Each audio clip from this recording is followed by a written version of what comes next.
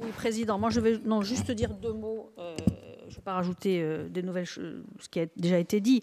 Simplement souligner la pertinence de porter ce débat dans l'Assemblée, parce que ça a toujours été quelque chose qui est fait dans l'exécutif. Et c'est vrai qu'à part des motions, on n'a jamais eu de rapport vraiment précis et de connaissances. Ça permet aux élus qui ne sont pas de près ou de loin informés de tout ce dispositif de l'avoir. Ça permet à chacun aussi d'apporter une réflexion nouvelle.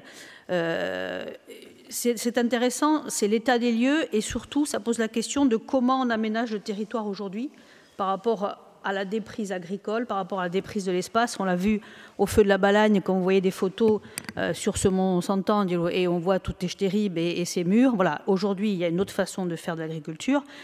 Et ça pose aussi la question de l'évolution législative, parce qu'aujourd'hui, entre les OLD, qui sont les parcelles, qui sont pour la plupart des 360 communes, pour 50% d'entre elles dans l'indivis, et dont on ne sait même plus qui sont les propriétaires, parce que moi je parle de certaines communes, les propriétaires sont morts en 1850, c'est la réalité du terrain. Entre l'OLD, c'est-à-dire la parcelle, et la ZAL, la zone d'appui à la lutte, entre les deux, il y a l'interface, mais c'est du privé. Et aujourd'hui, la loi ne nous permet pas d'intervenir. Donc, ce qui se passe dans le Chaumont-Beaucastel est intéressant, mais je crois que si on n'a pas d'évolution législative, si on n'a pas d'évolution sur la réglementation, on ne pourra pas agir. Donc, il y a vraiment un levier à essayer de construire et de faire actionner et une dérogation sur ces interfaces-là.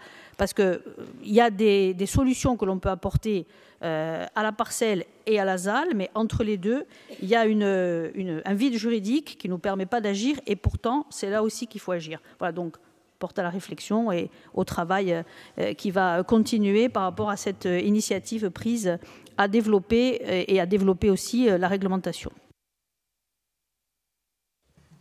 Merci. Pierre. Merci, Président. Donc, juste quelques mots. Donc, j'ai lu avec beaucoup d'attention ce rapport.